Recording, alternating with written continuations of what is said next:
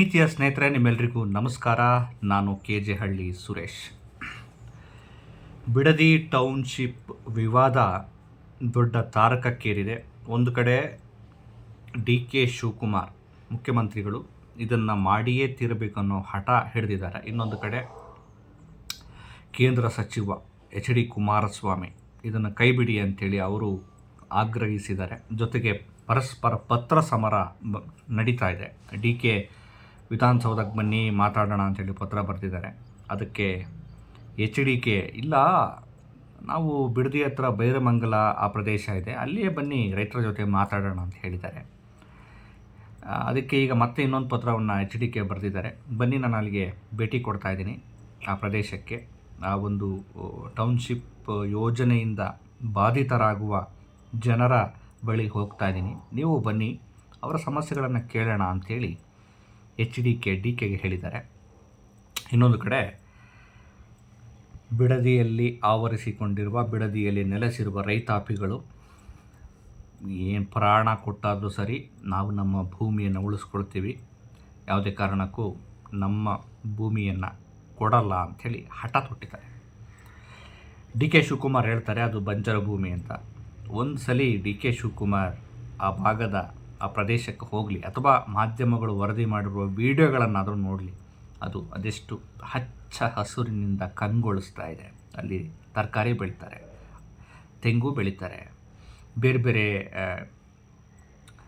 ಏನು ಸೊಪ್ಪು ಮತ್ತು ರೇಷ್ಮೆ, ಹೈನುಗಾರಿಕೆ ಎಲ್ಲ ಇದೆ. ಇಂತಹ ಸಂಪದ್ಭರಿತವಾದ ಹಸಿರಿನ ಲೋಕದಲ್ಲಿ ಯಾಕೆ ಯಾಂತ್ರಿಕತೆ, ನಗರೀಕರಣ ಗರ್ಜನೆ ಮಾಡಬೇಕು? ಇದರಿಂದ ಅವರ ಬದುಕು ಅಷ್ಟೇ ಹಾಳಾಗೋದಲ್ಲದೆ ಆ ಭೂಮಿಯೊಂದಿಗಿನ ನಂಟು ನಾವು ಕಳ್ಕೊಳ್ತೇವೆ, ಅಲ್ಲಿನ ಜನರು ಕಳ್ಕೊಳ್ತಾರೆ, ಒಂದು ಸಂಸ್ಕೃತಿ ಹಾಳಾಗತ್ತೆ, ಒಂದು ರೈತ ಸಂಸ್ಕೃತಿ ನಾಶ ಆಗತ್ತೆ. ಇದು ಪ್ರಗತಿಯ ಹೆಸರಲ್ಲಿ ಬೆಂಗಳೂರಿನ ಒತ್ತಡವನ್ನು ಕಡಿಮೆ ಮಾಡುವ ಸಲುವಾಗಿ ನಾವು ಬಿಡದಿಯಲ್ಲಿ ಟೌನ್ಶಿಪ್ ಮಾಡ್ತೇವೆ ಅಂತ ನೀವು ಹೇಳ್ತಿರ್ಬೋದು.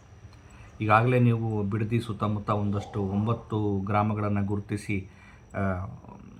ಒಂದಷ್ಟು 1000 ಎಕರೆಯನ್ನು ವ್ಯಾಪ್ತಿಗೆ ತೆಗೆದುಕೊಳ್ಳೋದಕ್ಕೆ, ಸ್ವಾಧೀನ ಮಾಡ್ಕೊಳ್ಳೋಕ್ಕೆ ಅಧಿಸೂಚನೆಯನ್ನು ಹೊರಡಿಸಿದ್ದೀರಿ. ನಿಮ್ಮ ಅಧಿಸೂಚನೆಗಳು ಜನರ ಪರವಾಗಿರಬೇಕೇ ಹೊರತು ಜನ ವಿರೋಧಿಯಾಗಿರಬಾರ್ದು. ಜನ ಕೊಡಲ್ಲ ಅಂದರೆ ನಿಮಗೆ ಯಾಕೆ ಹಠ? ನಿಮಗೆ ಯಾಕೆ ಹಠ? ನೀವು ಒಂದು ಫಲವತ್ತಾದ ಭೂಮಿಯನ್ನು ಕ್ರಿಯೇಟ್ ಮಾಡೋ ಸಾಮರ್ಥ್ಯ ಇದೆಯಾ ನಿಮಗೆ?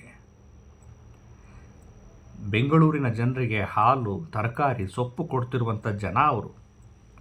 ತಮಗಿರೋ ತುಂಡು ಭೂಮಿ, ಇರೋ ಭೂಮಿಯನ್ನು ಅತ್ಯಂತ ಪ್ರೀತಿಯಿಂದ ಅದನ್ನು ಹಾಗೆ ಬಿಡದೆ ಅಲ್ಲಿ ಬಂಗಾರ ಬೆಳೀತಿದ್ದಾರೆ, ಜೀವಧಾತುವನ್ನು ಬೆಳೀತಿದ್ದಾರೆ, ಪೋಷಕಾಂಶಗಳನ್ನು ಬೆಳೀತಿದ್ದಾರೆ, ತರಕಾರಿಗಳನ್ನ ಬೆಳೀತಿದ್ದಾರೆ, ಮನುಷ್ಯನಿಗೆ ಬೇಕಾಗಲ್ವ ಹಣ್ಣು ಹಂಪಲು ಬೆಳೀತಿದ್ದಾರೆ.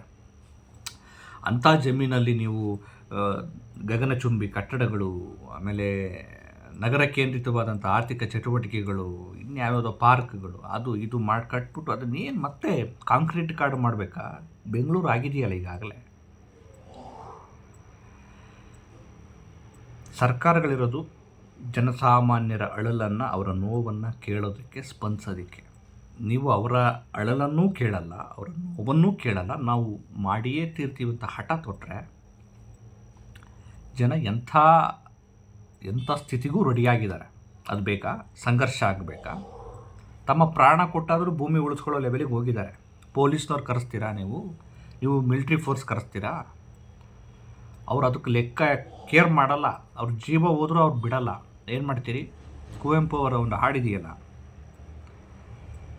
ಮುತ್ತಿಗೆ ಹಾಕಲಿ ಸೈನಿಕರೆಲ್ಲ, ಬಿತ್ತುಳುವುದನವ ಬಿಡುವುದೇ ಇಲ್ಲ ಅಂತ. ನಿಮ್ಮ ಸೈನಿಕರು, ನಿಮ್ಮ ಸರ್ಕಾರ, ನಿಮ್ಮ ಪೊಲೀಸ್ ಬಂದು ಅಲ್ಲಿ ಮುತ್ತಿಗೆ ಹಾಕಿದ್ರು ತಮ್ಮ ಭೂಮಿಯನ್ನು ಕೊಡಲ್ಲ ಅವರು. ಅದು ಅವರ ಹೆತ್ತ ತಾಯಿಗೆ ಸಮಾನ, ಬದುಕಿನ ಒಂದು ಬಾಂಧವ್ಯದ ಪ್ರತೀಕ ಅದು.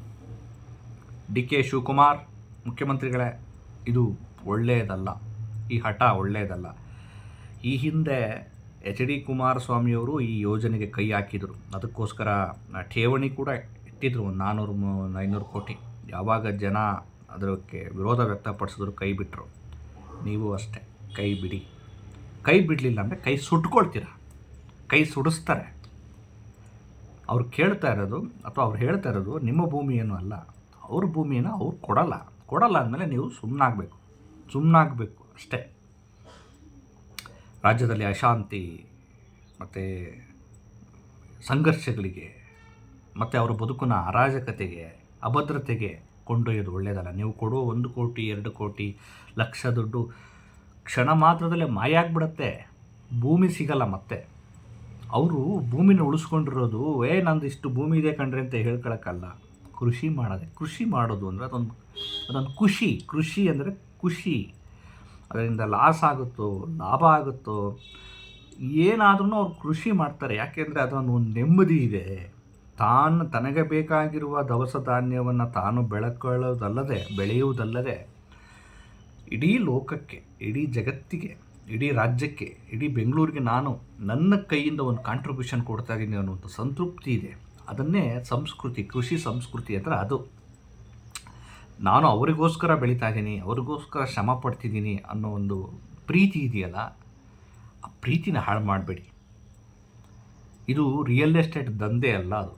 ಅದೊಂದು ಭುವಿಯ ಬಾಳು ಅಂತಾರಲ್ಲ ಹಂಗೆ. ರೈತ ಬರೀ ಜನರಿಗಷ್ಟೇ ಬೆಳೆಯಲ್ಲ, ಪಕ್ಷಿಗಳಿಗೆ ಬೆಳೀತಾನೆ, ಪ್ರಾಣಿಗಳಿಗೆ ಬೆಳೀತಾನೆ.